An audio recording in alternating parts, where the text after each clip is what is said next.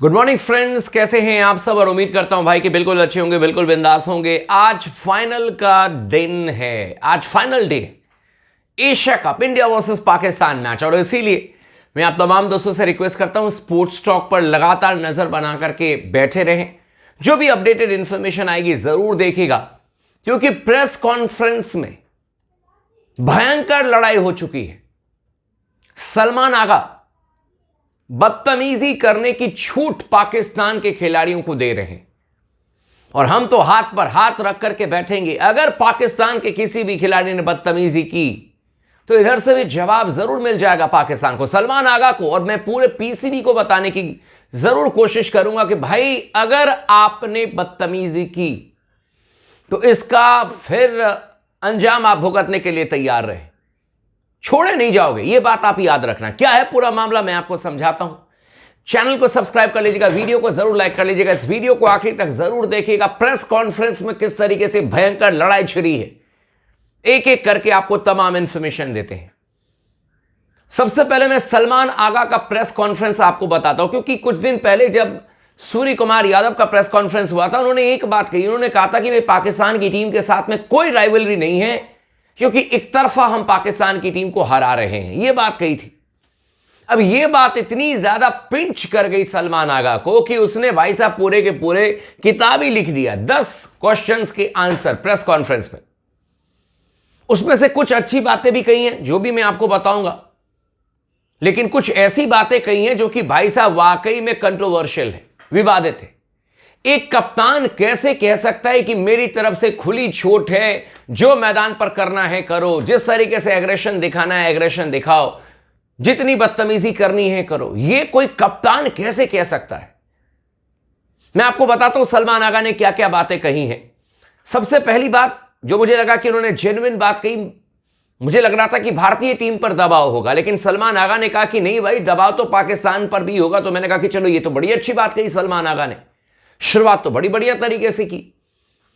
क्योंकि जो सवाल किया गया था पाकिस्तान मीडिया के किसी जिस जर्नलिस्ट ने भी किया होगा, उन्होंने जेन्युइन सी बात कही। उन्होंने कहा कि भाई भारतीय टीम 2 मैच जीती है तो दबाव भारतीय टीम के ऊपर में होगा। तो सलमान आगा ने कहा कि नहीं, दबाव टीम इंडिया के ऊपर में नहीं होगा, टीम इंडिया के अलावा पाकिस्तान पर भी बहुत होगा, क्योंकि फाइनल मैच है और दोनों टीमें जीतने के लिए खेलेगी।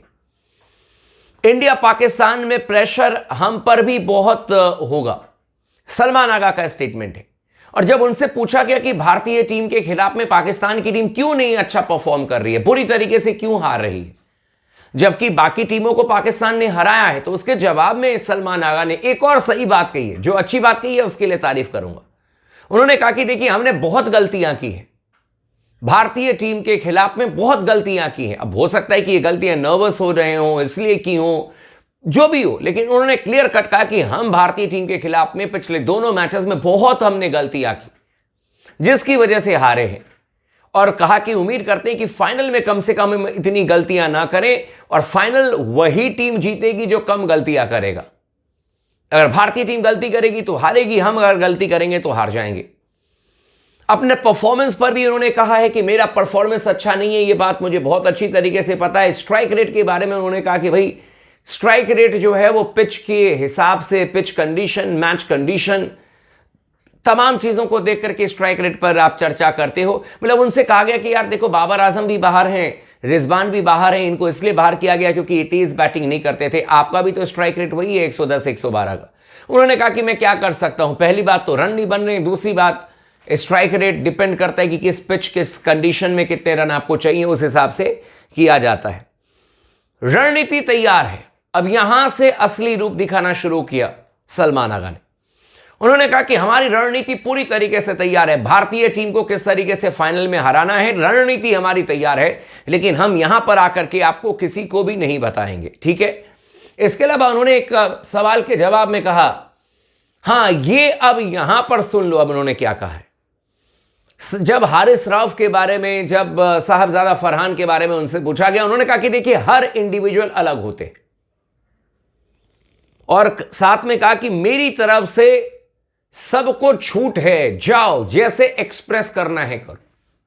समझ रहे हो, मतलब कि मेरी तरफ से, कप्तान की तरफ से कोई पाबंदी नहीं है कि तुमने ऐसे क्यों किया, तुमने वैसे क्यों किया।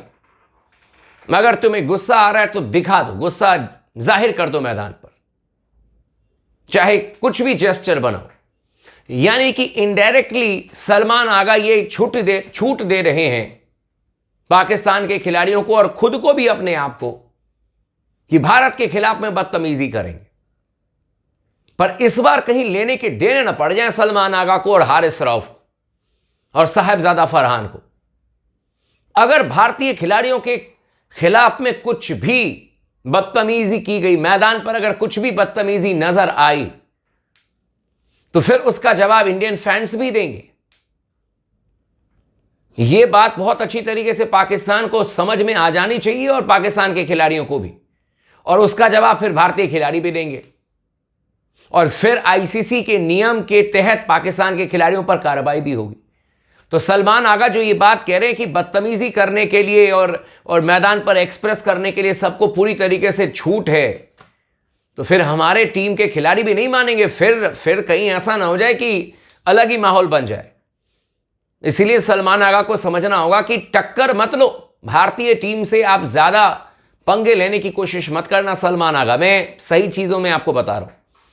हैंडशेक को लेकर के बहुत ज्यादा दुख है सलमान आगा को, और उस पर उन्होंने पूरी एक किताब लिख दी। उन्होंने कहा कि मैं 2007 से क्रिकेट खेल रहा हूं, कॉम्पिटेटिव क्रिकेट, और मेरे पिताजी भी बहुत बड़े फैन रहे हैं क्रिकेट के, और उन्होंने कहा कि कभी भी मैंने ये नहीं सुना कि दो टीमें जब खेलती हैं तो हैंडशेक नहीं होता है। ये सलमान आगा ने कहा, और उन्होंने कहा कि इसीलिए मुझे लगा कि यार भारतीय टीम हाथ मिलाने के लिए आएगी, लेकिन हाथ मिलाने के लिए नहीं आए, और इसको लेकर के उनको बहुत दुख है, बहुत पीड़ा है मन में कि टीम इंडिया ने क्यों नहीं हाथ मिलाया।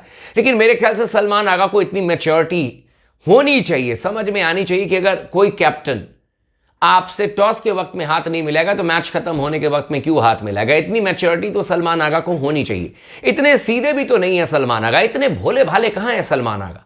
अगर इतने भोले भाले होते तो हारिस रऊफ और साहिबजादा फरहान को लेकर के ये स्टेटमेंट तो नहीं देते कि मेरी तरफ से खुली छूट है, एक्सप्रेस करो। एक्सप्रेस क्या करो, करना एक्सप्रेसो पिलाएंगे फिर। इसके अलावा इन्होंने कहा कि हमारा जो गोल है वो सिर्फ और सिर्फ एशिया कप जीतना है, और हम जीत करके ही मानेंगे। टीम इंडिया को चैलेंज, टीम इंडिया को एक तरीके से चेतावनी कि हमने टारगेट बनाया है कि जीतना है, और बिना जीते हम जाएंगे नहीं। देखते हैं, आज ही देखते हैं।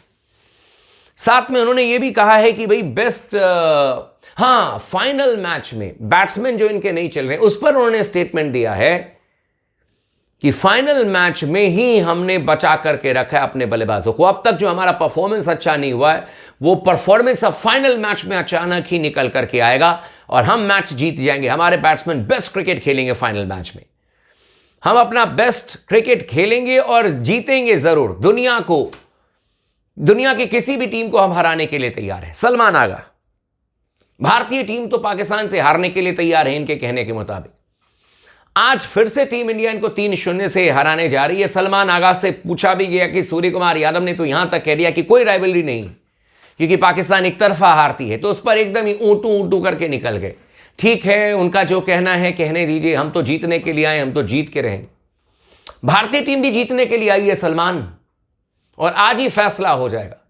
तो आप लोगों ने सुन लिया होगा क्या स्टेटमेंट सलमान आगा का है। बाकी आप लोगों की क्या राय है इस पर कमेंट करके जरूर बताइएगा। चैनल को सब्सक्राइब कर दीजिएगा, वीडियो को लाइक कर दीजिएगा, और लगातार बने रहे स्पोर्ट्स टॉक के साथ में।